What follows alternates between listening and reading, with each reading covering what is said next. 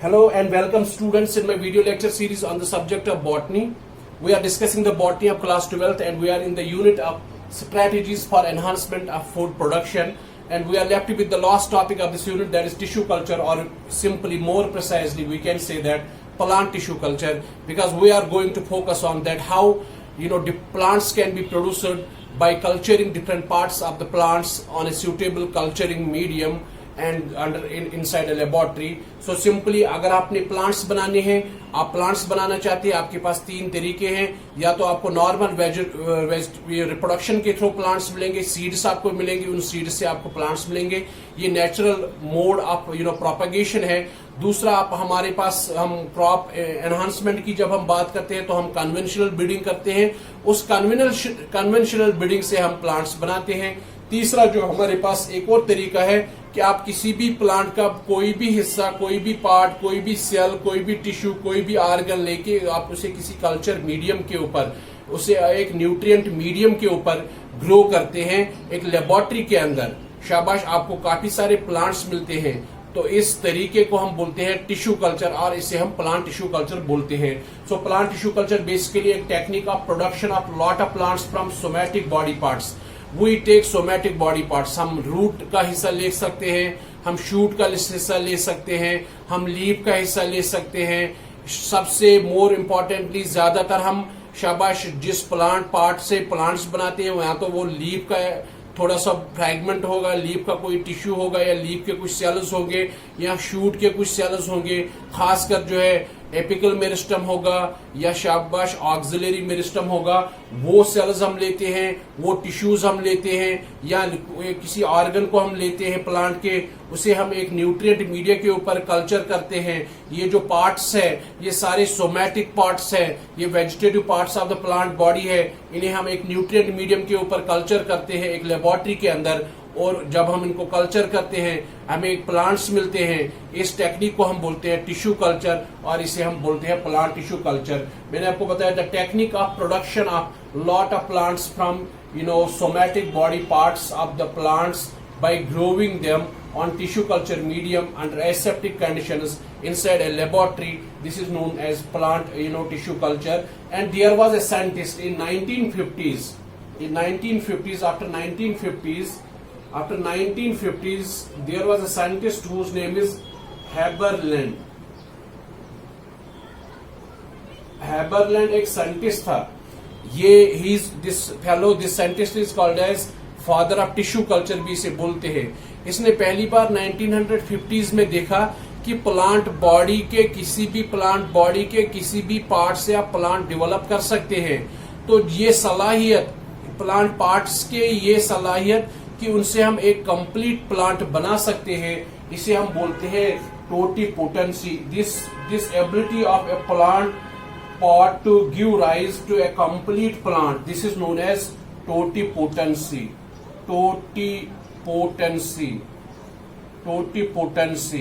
Totipotency. It is the inherent capability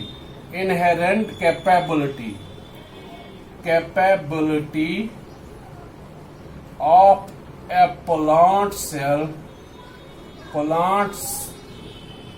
cell or tissue or organ to produce a complete plant. तो मैंने आपको बताया tissue culture के through हम laboratory के अंदर किसी भी प्लांट पार्ट से प्लांट्स बना सकते हैं. उन प्लांट पार्ट्स को हम न्यूट्रिएंट मीडिया के ऊपर कल्चर करते हैं. जब हम उनको न्यूट्रिएंट मीडिया के ऊपर कल्चर करते हैं, we get a lot of plants within a shorter span of time through a technique. That technique is called as tissue culture और प्लांट टिश्यू कल्चर. मैंने आपको बोला 1950s में एक साइंटिस्ट था, उसका नाम था हैबरलैंड. हैबरलैंड ने देखा कि प्लांट्स की एक खुसूसियत है, प्लांट की किसी भी सेल, किसी भी जो टिश्यू, किसी भी आर्गन से आप कंप्लीट प्लांट बना सकते हैं. यही सलाहियत एक प्लांट की कि उसकी सेल या उसके टिश्यू या इसके आर्गन से आप एक कंप्लीट प्लांट बना सकते हैं. इसे बोलते हैं totipotency. This is called as totipotency. So this Haberland in 1950s reported totipotency in plants, and it is this totipotency, the inherent capability of a plant cell or tissue or organ to produce a complete plant.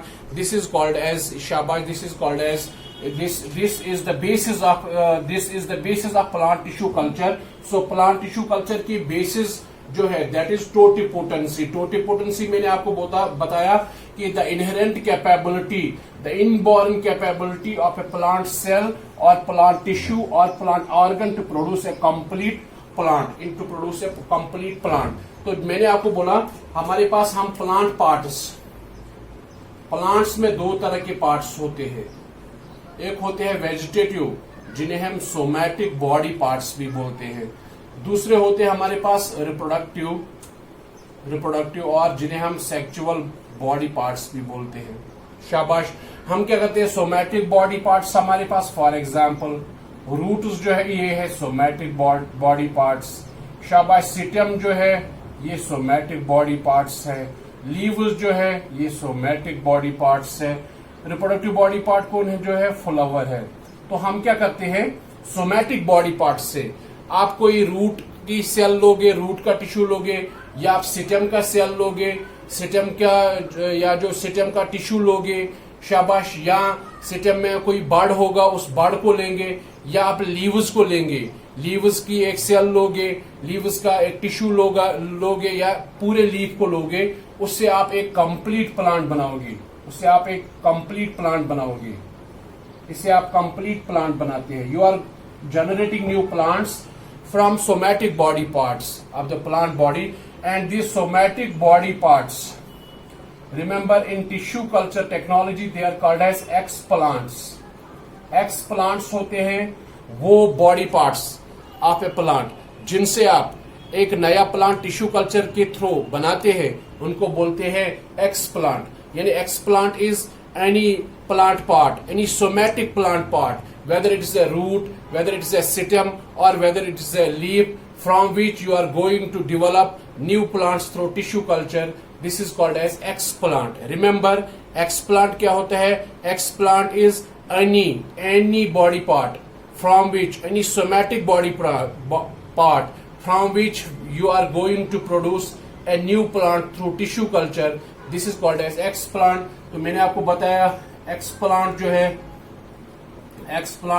है ये root हो सकता है, ये shoot हो सकता है, ये जो है बड हो सकता है, और ये जो है ये लीफ हो सकता है. So any explant, any body part can be used for production of plants, new plants with the help of tissue culture technique. And remember, shabash, remember these plants, they are grown on a medium. That medium is called as nutrient medium. For example, मैंने आपको बताया ये leaf है हमारे पास. हम इस leaf के cell से हमने चलो ये वाला पोर्शन लिया, तो ये मेरा एक्सप्लांट है. इसको मैं काट आउट करता हूं, ये मेरा एक्सप्लांट है. ये मैंने ये लीफ का हिस्सा काट आउट किया. This is my explant. अब मैं क्या करूंगा, इस एक्सप्लांट को मैं एक पैट्री प्लेट के अंदर डालूंगा, लेकिन इस पैट्री के ऊपर मैंने जो है न्यूट्रिएंट मीडिया, कल्चरिंग मीडिया मैंने यहाँ पे डाल दिया है. ये मेरा जो है एक्सप्लांट है. ये एक्सप्लांट है. ये मेरे पास प्लांट टिश्यू कल्चर मीडियम है, और ये न्यूट्रिएंट मीडियम. यानी टिश्यू कल्चर के लिए, प्लांट टिश्यू कल्चर के लिए हमें एक एक्सप्लांट की जरूरत होती है. दूसरा, हमें एक न्यूट्रिएंट मीडियम की जरूरत होती है, जिस न्यूट्रिएंट मीडियम के ऊपर हम अपने इन प्लांट्स को, एक्सप्लांट्स की कल्चरिंग करते हैं. तो मैंने आपको बताया, मैंने लीफ से एक्सप्लांट लिया, लीफ का एक फ्रैगमेंट लिया एज एक्सप्लांट, और इस एक्सप्लांट को मैंने कल्चर मीडिया के ऊपर डाल दिया. ये एक न्यूट्रिएंट मीडिया जो है, इसके अंदर क्या होता है, इसके अंदर कार्बोहाइड्रेट्स होते हैं. याद रखना, मेरे न्यूट्रिएंट्स के अंदर कार्बोहाइड्रेट्स, खासकर जो कार्बोहाइड्रेट होता है ज्यादा, वो सक्रोस होता है. तो मेरे इस मीडियम के अंदर मैंने क्या किया, मैंने सक्रोज शुगर को मिक्स किया है, मैंने इसके साथ अमाइनो एसिड्स भी डाले हैं, अमाइनो एसिड्स भी डाले हैं, मैंने इसके अंदर साल्ट्स भी डाले हैं, मैंने इसके अंदर मिनरल्स भी डाले हैं, मिनरल्स भी डाले हैं, इवन मैंने इसके अंदर वाइटामिन्स भी डाले हैं। तो मेरे टिश्यू कल्चर के मीडियम के अंदर क्या होता है, एक कार्बोहाइड्रेट्स होते हैं टिश्यू कल्चर मीडियम के अंदर। फॉर एग्जांपल जो कॉमनली यूज्ड कार्बोहाइड्रेट है वो सक्रोस है, जो कॉमनली यूज्ड कार्बोहाइड्रेट है वो सक्रोस है। मैंने इनऑर्गेनिक सॉल्ट्स यूज किए, मैंने विटामिन यूज किए, मैंने अमाइनो एसिड्स यूज किए, मैंने ग्रोथ रेगुलेटर्स भी यूज किए। इसके अंदर ग्रोथ रेगुलेटर्स भी होते हैं, ग्रोथ रेगुलेटर्स बोलो या ग्रोथ हार्मोन्स बोलो। इसके अंदर ऑक्सिन होते हैं, इसके अंदर जुबरलिक एसिड होता है, इसके अंदर साइटोकाइनिन होता है। यानी मैंने न्यूट्रिएंट मीडियम की जो कंपोजिशन है, what lies in this nutrient medium, इस न्यूट्रिएंट मीडियम जिसके ऊपर हम टिश्यू कल्चर के ड्यूरिंग एक्सप्लांट को कल्चर करते हैं, मेरे उस न्यूट्रिएंट मीडियम के अंदर क्या है, what is the composition of nutrient medium in tissue culture. One is इसके अंदर कार्बोहाइड्रेट्स होते हैं, कार्बोहाइड्रेट्स मैंने आपको बताया कौन सा कार्बोहाइड्रेट्स होते हैं, सक्रोस होता है, सक्रोस इसके अंदर होता है। दूसरा इसके अंदर शाबाश इनऑर्गेनिक साल्ट्स होते हैं, इनऑर्गेनिक साल्ट्स होते हैं, पोटेशियम साल्ट्स होते हैं, सोडियम साल्ट्स होते हैं, कैल्शियम एंड मैग्नीशियम साल्ट्स होते हैं। मेरे इसके अंदर जो है मिनरल्स होते हैं, different mineral ions are there. Fourth is we are having amino acids. पांचवा जो है we are having some vitamins also, vitamins, and sixth, last but not least, we are having auxins, the growth hormones, we are having gibberellic acid, and we are having CK is cytokinin, plant growth hormones in our nutrient media. Explant आपने समझ लिया, कोई भी plant part जिसे आप एक नया plant tissue culture के दौरान बनाना चाहते हैं उसे आप एक्सप्लांट बोलते हैं। आप इस एक्सप्लांट को एक न्यूट्रिएंट मीडिया के ऊपर कल्चर करते हैं। उस न्यूट्रिएंट मीडिया जो है उसकी क्या कंपोजिशन होती है, उसके अंदर कार्बोहाइड्रेट सक्रोस होता है, उसके अंदर इनऑर्गेनिक साल्ट होता है, उसके अंदर मिनरल्स होते हैं, उसके अंदर अमीनो एसिड्स होते हैं, उसके अंदर विटामिन्स होते हैं, उसके अंदर ग्रोथ हार्मोन्स या ग्रोथ रेगुलेटर्स होते हैं, ग्रोथ रेगुलेटर्स लाइक ऑक्सिन्स होते हैं, जुबरलिक होते हैं, जुबरलिक एसिड होता है और साइटोकाइनिन्स मौजूद इस न्यूट्रिएंट मीडिया के अंदर होते हैं। शाबाश। तो हम अपने एक्सप्लांट को इस कल्चर मीडिया के ऊपर ग्रो करते हैं। शाबाश। तो इस तरह हमें एक नए प्लांट्स मिलते हैं। नए प्लांट्स जब मिलते हैं तो शाबाश, एक स्मॉल प्लांट पार्ट यानी एक्सप्लांट, शाबाश से आपको लॉट ऑफ प्लांट्स मिलते हैं। शाबाश। तो टिश्यू कल्चर के दौरान आपको काफी ज्यादा प्लांट्स मिलते हैं फ्रॉम, शाबाश, a small part, a single cell और ए टिश्यू और an organ of a plant. So एक छोटे हिस्से, प्लांट के छोटे हिस्से से आपको काफी सारे शाबाश प्लांट्स मिलते हैं। So that is why this plant tissue culture is also called as micropropagation. Micropropagation is the method of propagation during which a lot of plants are produced from a small fraction of a plant, shabash, through tissue culture. This is called as micropropagation. मैं आपको कहता हूँ tissue culture का दूसरा नाम micro propagation है, क्योंकि हमें काफी सारे प्लांट्स मिलते हैं। एक प्लांट के छोटे से हिस्से से हमें काफी सारे प्लांट्स मिलते हैं। शाबाश। इस तरह टिश्यू कल्चर को आप माइक्रो प्रोपागेशन भी बोलते हैं। मैंने आपको बताया micro propagation is the method of propagation of plants during which we get a lot of plants by lot of plants from a small fraction of a plant, शाबाश through tissue culture. Tissue culture के through हमें small fragment of plant से काफी सारे नए plants मिलते हैं। Tissue culture के थ्रू इसे हम शाबाश इसी को हम माइक्रो प्रोपागेशन भी बोलते हैं। और सबसे इम्पोर्टेंट पार्ट जो होता है शाबाश सबसे इम्पोर्टेंट बात जो है ये हमें प्लांट्स मिल गए, plant 1 2 3 4 N number of plants मिल गए।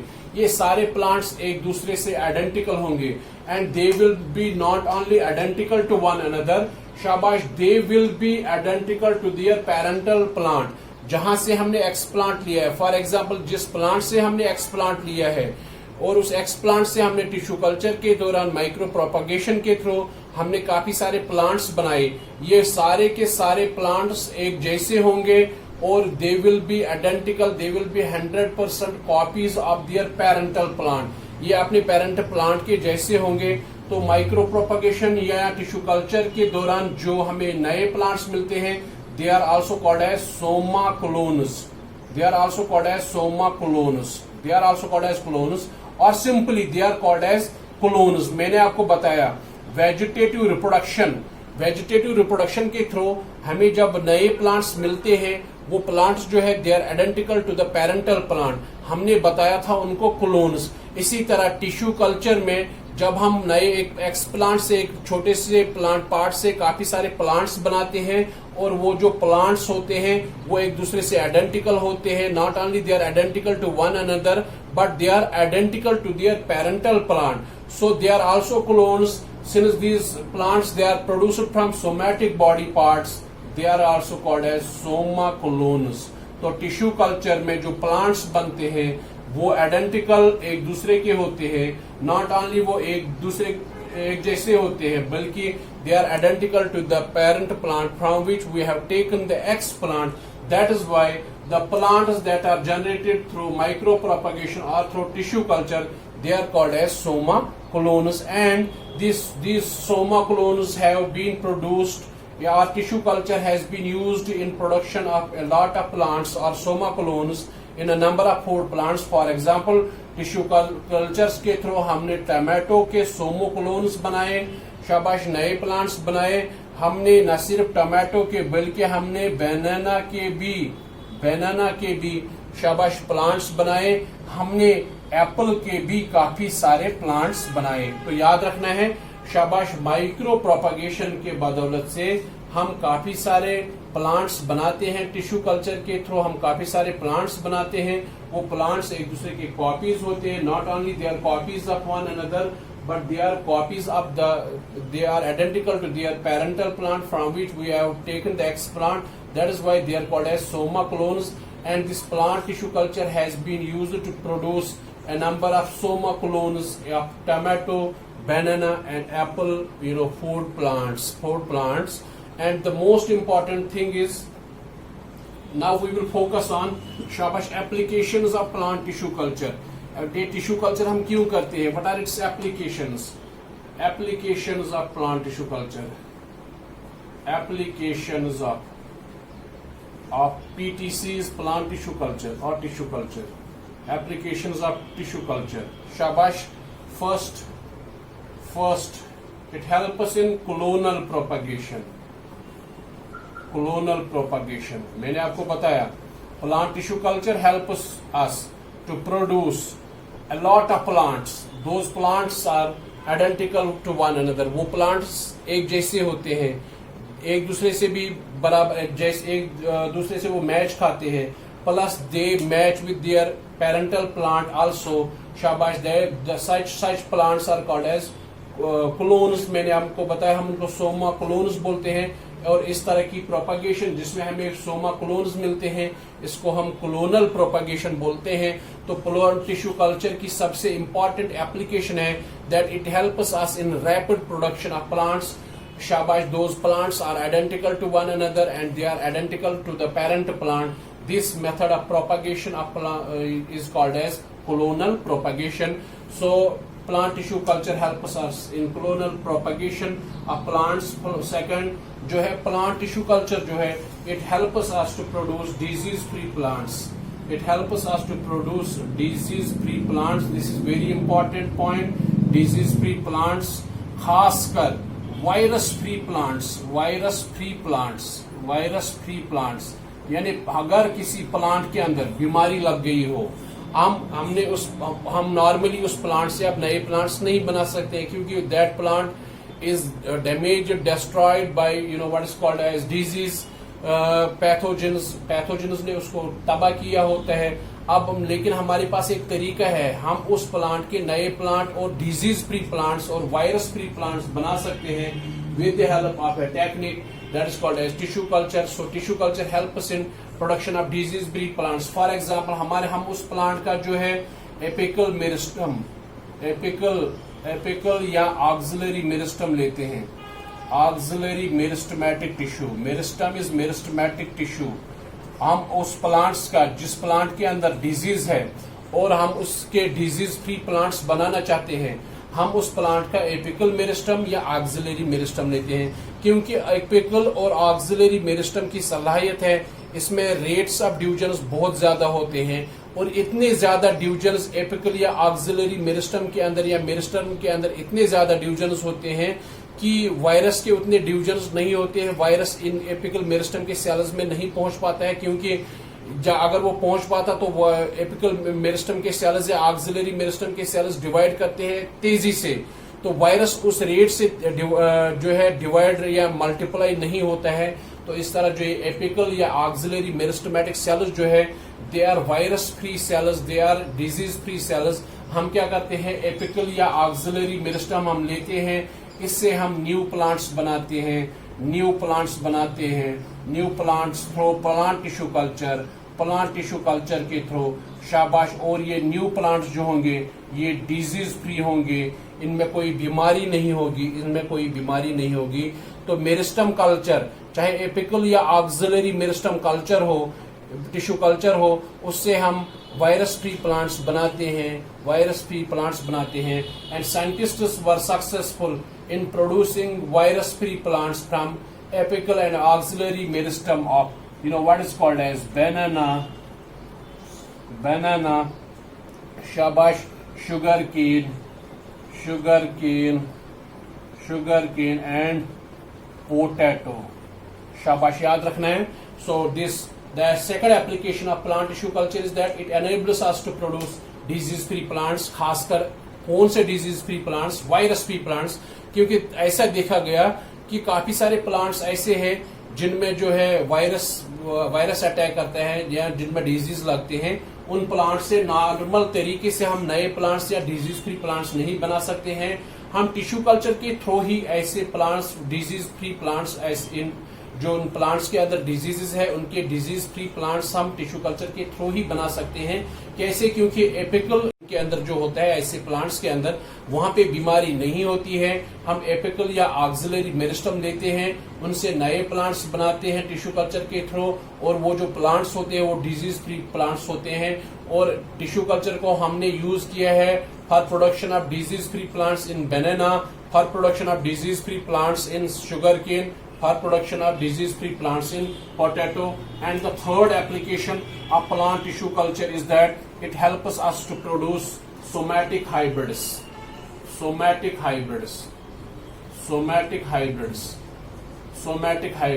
हमारे पास फॉर एग्जाम्पल एक प्लांट है, पोटैटो का प्लांट है। दूसरा प्लांट हमारे पास टोमेटो का प्लांट है।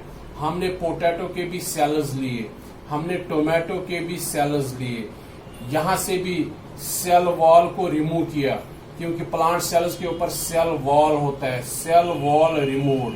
यहां से भी हमने सेल वॉल रिमूव किया और इस सेल से भी हमें सेल वॉल रिमूव किया, सेल वॉल रिमूव। शाबाश। अब हमारे पास क्या मिल गया? यहाँ पे भी प्रोटोप्लास्ट रह गया, प्रोटोप्लास्ट। यहाँ पे भी जो है protoplast. Cell wall plus protoplast is cell के बाहर, प्रोटोप्लास्ट के बाहर सेल वॉल होता है प्लांट सेल के अंदर।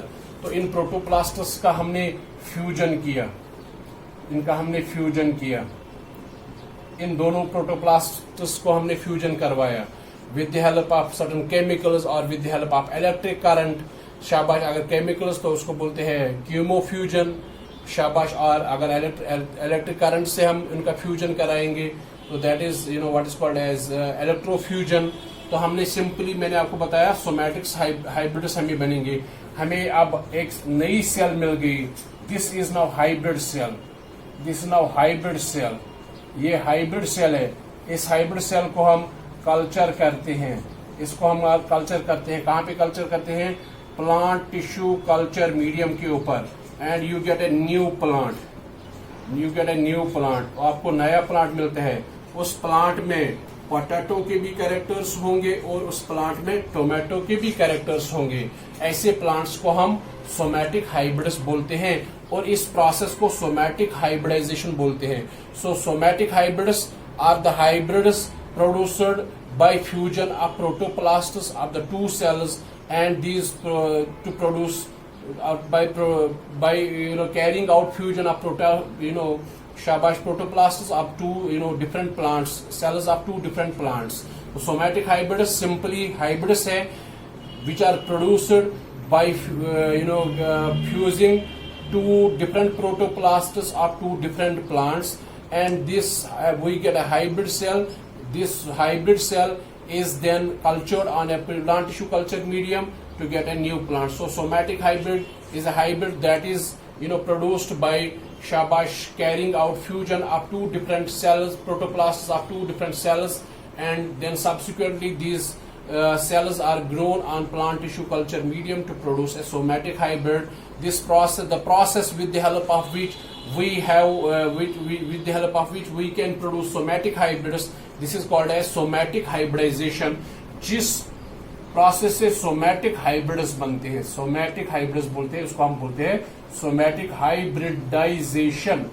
That is called as somatic hybridization. तो प्लांट टिश्यू कल्चर की एक और एप्लीकेशन है that it enables us to carry out somatic hybridization. Somatic hybridization is the process during which somatic hybrids are produced. Somatic hybrids are the hybrids that are produced with the help of plant tissue culture by carrying out fusion of protoplasts of two different shabash plants. One is potato plant, another is tomato plant. Potato plant के भी हमने sales दिए, tomato plant के भी हमने sales दिए। Potato sales से भी सेलवार रिमूव किया, टोमेटो सेल्स से भी सेलवार रिमूव किया। प्रोटोप्लास्ट यहाँ पे भी रह गया, प्रोटोप्लास्ट यहाँ पे भी रह गया। दोनों प्रोटोप्लास्ट को फ्यूज करवाया, एक हाइब्रिड सेल मिल गई। इस हाइब्रिड सेल को कल्चर किया प्लांट टिश्यू कल्चर मीडियम के ऊपर। जब इसको कल्चर किया आपको एक नया प्लांट मिल गया। जब एक नया प्लांट मिल गया, उस प्लांट में पोटैटो के भी कैरेक्टर है, उस प्लांट में टोमेटो के भी कैरेक्टर है। And the most common example of somatic hybrid is pomato. Pomato is a somatic hybrid produced from potato. Po is potato and last mato is from tomato.